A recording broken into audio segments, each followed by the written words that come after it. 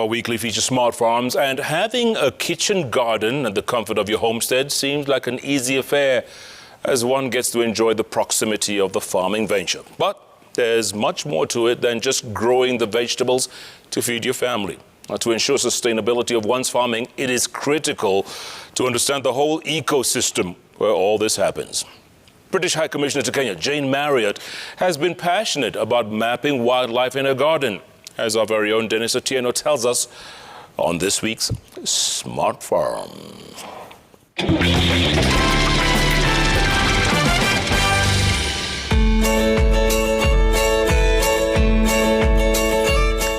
The British Envoy's official residence in Nairobi's Muthaiga estate is breathtaking. The kitchen garden, which has transformed the landscape here, is a common attraction to many visitors. Jane Marriot, the current British ambassador to Kenya, knows just too well the significance of the garden.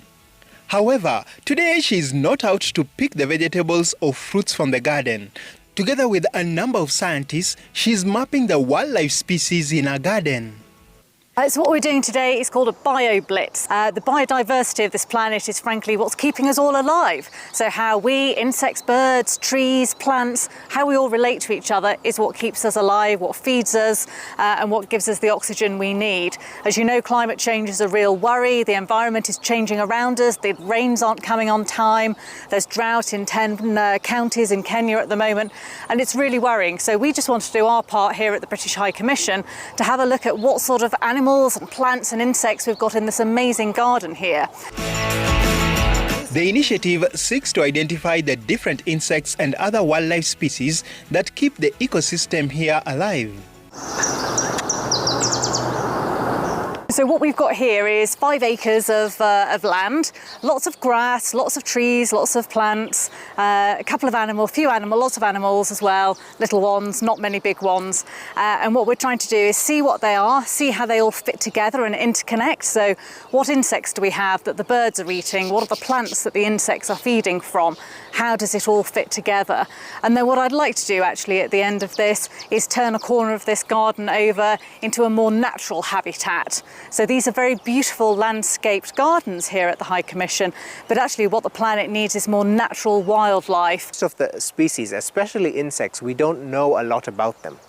Many of them have not even been described formally by scientists. So we need to understand what are they doing, what roles are they playing.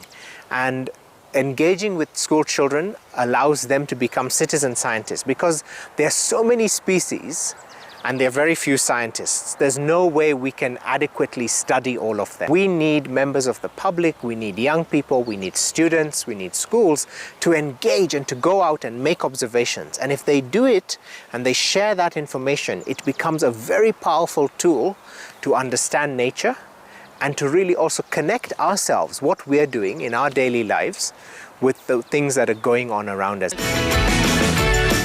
Besides identifying the various wildlife species in a garden, the process also helps to understand which species can cause harm to the environment and humans as well. Put out these pills to poison them, so I go out. Dennis Otieno, Smart Farm.